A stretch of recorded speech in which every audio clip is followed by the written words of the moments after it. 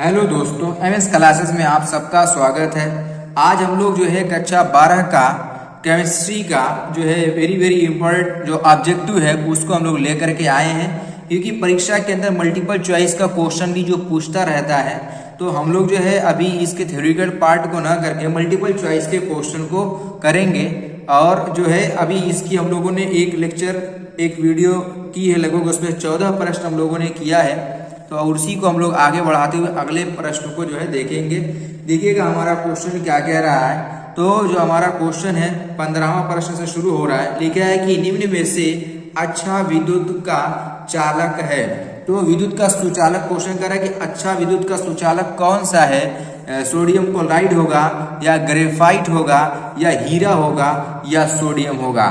तो हम जानते हैं जो ग्रेफाइट होता है यही अच्छा विद्युत का चालक करता है। ये सुचालक की बात अगर करें तो ये ग्रेफाइट जो होता है ये अच्छा सुचालक होता है। जो दिए गए ऑप्शन है उसमें से बात कर रहा है, तो उसमें से जो हमारा जो ग्रेफाइट होगा यही वाला राइट हो जाएगा।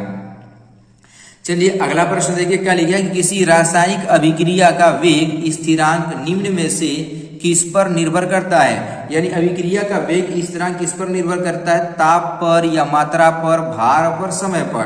तो मात्रा पर तो नहीं निर्भर करेगा, भार पर भी नहीं, समय पर भी नहीं। यहाँ पर किस पर निर्भर करता है, ताप पर निर्भर करता है। यानी पहला वाला ऑप्शन आपका राइट होगा। और देखिए अगला प्रश्न क्या लिखा है कि जो 17वां प्रश्न लिखा है कि हैबर विधि से अमोनिया के निर्माण में निम्नलिखित में से कौन उत्प्रेरक का प्रयोग होता है। यानी हैबर विधि के अंदर अमोनिया का जब निर्माण कराया जाता है तो इसके अंदर जो है कौन से उत्प्रेरक का उपयोग किया जाता है, ये क्वेश्चन में पूछा हुआ है।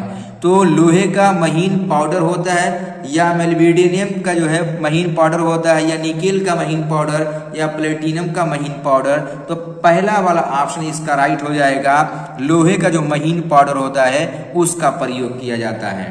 ठीक है, तो चलिए अगला प्रश्न देखते हैं। लिखा है कि किसी वस्तु के प्रतिक्रिया करने की दर निर्भर करती है। प्रतिक्रिया करने का जो दर होता है वो किस पर निर्भर करती है, परमाणु भार पर, समतुल्य भार पर, अणु भार पर या सक्रिय भार पर।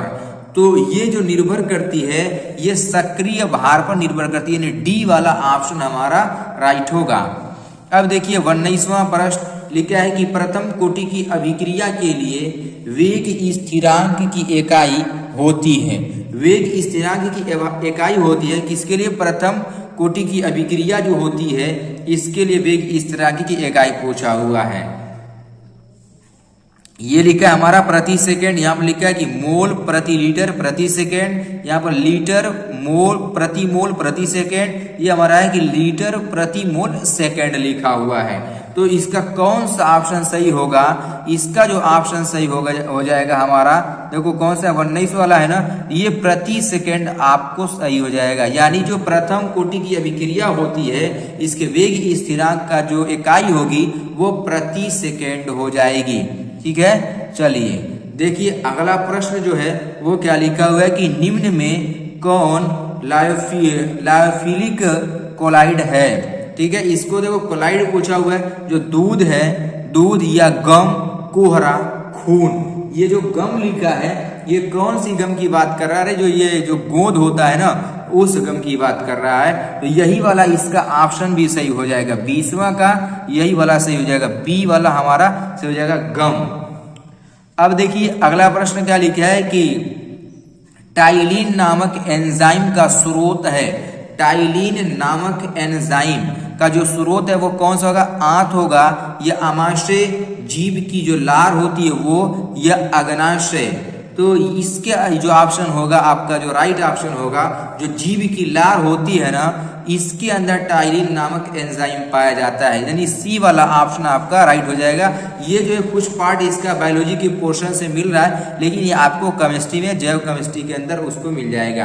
तो उसी में से ये है कि जो टाइलिन नामक एंजाइम, तो आप जो सलाइवा होता है हमारा, जो जीव के अंदर जो ग्रंथि पाई जाती है या जो जीव का जो लार होती है उसको हम लोग उसके अंदर यह एंजाइम पाया जाता है। ठीक है, अब देखिए अगला प्रश्न क्या लिखा है, दूध एक उदाहरण है।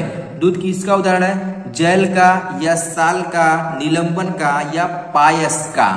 तो जो दूध होता है ये हमारा जो है पायस का उदाहरण है, यानी डी वाला ऑप्शन हमारा राइट होगा। दूध किसका उदाहरण है? पायस का।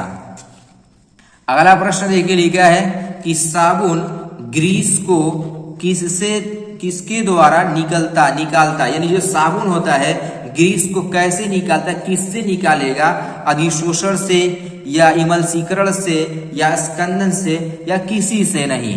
तो जो साबुन होता है जो ग्रीस को उसमें से निकालना है, उस प्रक्रिया को कैसे क्या कहते हैं? जो हमारा इमल्सीकरण होता है यही वाला से हो जाए। कभी कभी इमल्सिकेशन लिख दिया जाता है, ठीक है ना, इंग्लिश में लिख देता है इमल्शन। तो ये वाला आपका सही हो जाएगा, बी वाला ऑप्शन आपका राइट हो जाएगा, इमल्सीकरण वाला। अब चलिए अगला प्रश्न लिखा है 24वां प्रश्न। ये लिखा है कि सामान्य ताप एवं दाब पर किसी गैस के 1 मोल का आयतन होता है। अब ये तो बिल्कुल आसान प्रश्न है, आप लोग तो इसको ऐसे ही टिक मार देंगे।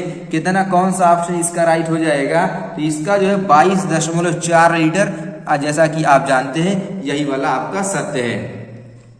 अब देखिए अगला प्रश्न क्या कह रहा है कि लिखा है कि निम्न में कौन धातु सामान्यतः मुक्त अवस्था में पाया जाता है। धातु क्वेश्चन पूछ रहा है कि सामान्य मुक्त अवस्था के अंदर जो पाया जाता है, पाए जाने वाला जो धातु है वो कौन सा है?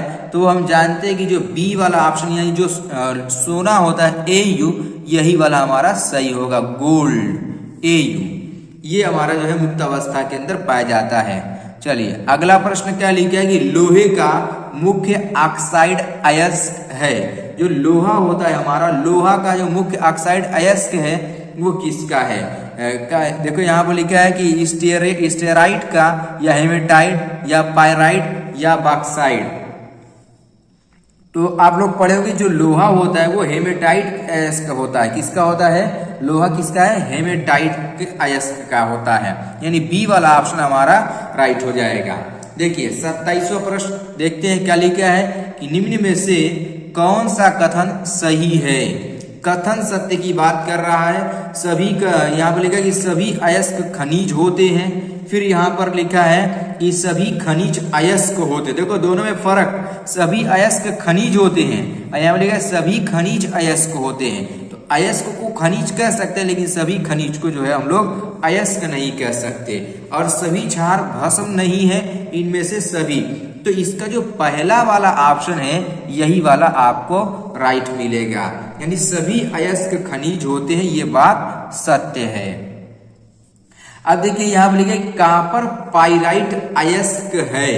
अब यहाँ पर लिखा है कि कॉपर, यदि अगर कॉपर पाइराइट अगर अयस्क किसी का है तो वो श्योर है कि वो उसके अंदर कॉपर लगा है तो वो कॉपर का ही अयस्क होगा।